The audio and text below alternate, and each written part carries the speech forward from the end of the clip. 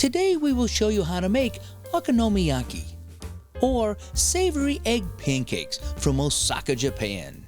This is a popular street food and it goes for about 70 US cents. Start with grated red cabbage, sliced slithers of green onions, and these pink things are tiny shrimp known as krill. Their color is natural. They've been dried after being farmed from the sea. It's the same thing that baleen whales eat. The yellow corn-like things are actually tempura flakes that will be added to the flour. Japanese long yam, or yamemo, is the most important ingredient. It must be grated into the flour, however when cooked, it is what makes the pancake light and fluffy. It can be purchased in most Japanese or Asian grocery stores. If you're going to be a street food vendor, as we see here in this recap, you're going to need a very large greasy pan. But if you're making it at home, I'm sure a large frying pan and doing it one at a time would work just as well. The art of being a great street food chef requires two skills. The first one is excellent estimation. Exactly how much do you need without taking the time and measuring it with different tools? And the second most important thing is the power of perfect timing. This chef has already prepared the flour using regular corn or wheat flour, the same thing you would put in a pancake mix. And he's also added the, I'm going to try to say this, yamemo or Japanese yam. The other ingredients will be sprinkled on as he fries the pancakes. Notice how he's estimated the perfect amount in the ladle for each round pancake and has them spaced at a perfect distance. Now, of course, the timing part will be the few seconds between the ones that were first put on and the ones that were last put on, and when each will be removed from the grill. Just like with a pizza, there are certain key ingredients to put on top, but you can pick and choose whatever toppings you like the best. Here we see he is adding some more yamemo that is crunched up, grated red cabbage, and the krill for that zesty seafood flavor taste. Finally, the shredded green onions. He does it very quickly, but then, as you see, he goes back and adds a little bit here and there to make it even.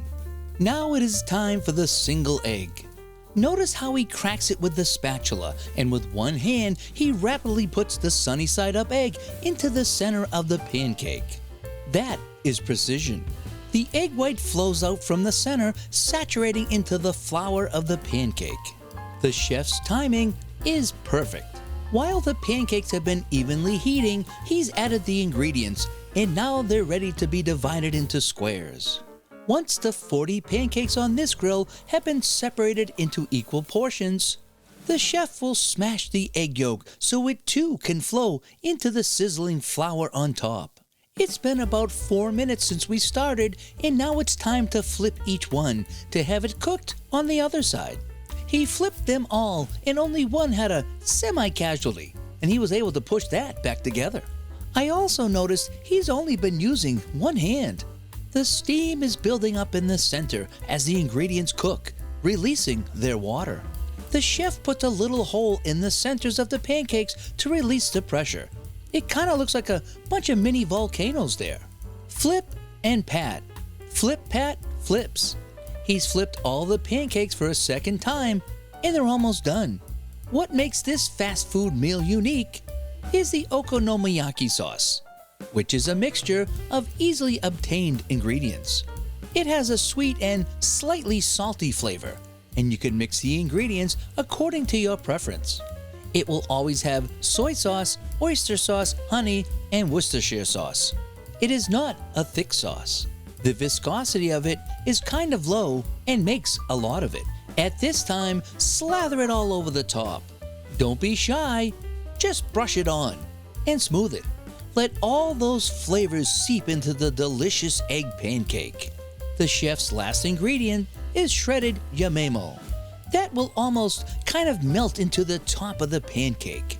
The last and final step is to fold it into a crepe or taco, and it's ready to serve. You can put in takeout containers or just sell them piece by piece out of your food cart. Not a bad business. This chef just made about $20 profit in the last 10 minutes. Now we are going to another restaurant in Seoul, Korea to learn how to make a triple cheeseburger, American style. It is soon lunchtime at this little mom and pop shop on a street in South Korea. In preparation, the first thing that they do is slice those fresh ripe tomatoes. I am loving this slicing machine. I want one from my house. I could slice so many fruits and veggies to the same size. Ah, perfection. Next comes the sauce. I do believe this is smoothly whipped mayonnaise. Then add tomato ketchup and of course sriracha sauce with little sugar to taste. Stir it up and pour into squeegee bottles. They should use a funnel. There seems to be a lot of spilling. Edit, cut, and they're all full. The main ingredient is fresh ground beef. I love the way they set the raw beef bags on the table with such pride. Now a bit of history on the hamburger. It started with the raw patty dish, steak tartare from Russia. Hamburg, Germany traded often with Russia and it became a dish of that city. When German immigrants moved to the United States, they frequently ate this raw dish. And then Dr. Salisbury suggested eating raw meat could be dangerous and they should cook it. Hence, the Salisbury steak was born. That was the 1880s USA, and since then, the evolution of the hamburger has taken many paths. It is basically ground beef on bread to make it convenient to eat on the go. Then the invention of the hamburger bun in the early 1900s. White Castle actually started the traditional hamburger and the special bun, which you could add condiments to, with its franchise in 1925. The rest is history, with Big Boy's Beef Burger and then of course the McDonald brothers, and the competition is still going on. Weigh out the precise amount of beef balls and save for later. Now for the sliced onions that will be grilled to a caramelized perfection. Branding of the hamburger buns? I'm not sure why. Maybe give them some air. Perhaps that's their logo. As they lightly toast the buns on one side of the grill, they're frying up the burgers evenly spaced on the other. And squish. And flip. Get the bacon sizzling too. Lunch hour starts in 20 minutes. At the right moment, add some cheddar cheese, a double layer, and those delicious caramelized onions to top it off. Yum!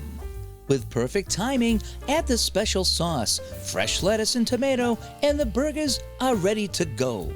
A single burger goes for about $4 US, the double burger $5.50, and the triple burger I believe to be $7.50. Bacon completes the masterpiece. Time to wrap them for the lunch crowd with aluminum foil and a biodegradable container. What's a burger without a side of fries? Freshly cut Idaho potatoes fried up in vegetable oil. Drain and ready to go. Why not eat at the restaurant? Then the fries can go right on your plate. The burger is so big, it must be cut in half. And I love how they show the layers on the inside. The lucky person is about to take a bite out of this burger. Seductively squeezes it to see all the blended juices coming through. Though I hope whoever is eating this isn't squishing it like that in front of their date or colleagues.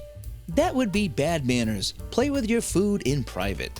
I mean, this is so big and juicy, it needs a knife and fork to be eaten properly. Little by little, one savory bite after another. It would be interesting to see someone actually open their mouth wide and take a bite. I volunteer. This food was prepared fast, but sure does beat fast food burgers. Bon appetit, and thanks for watching. If you would like to see more, please like and subscribe to the channel. Thank you for watching.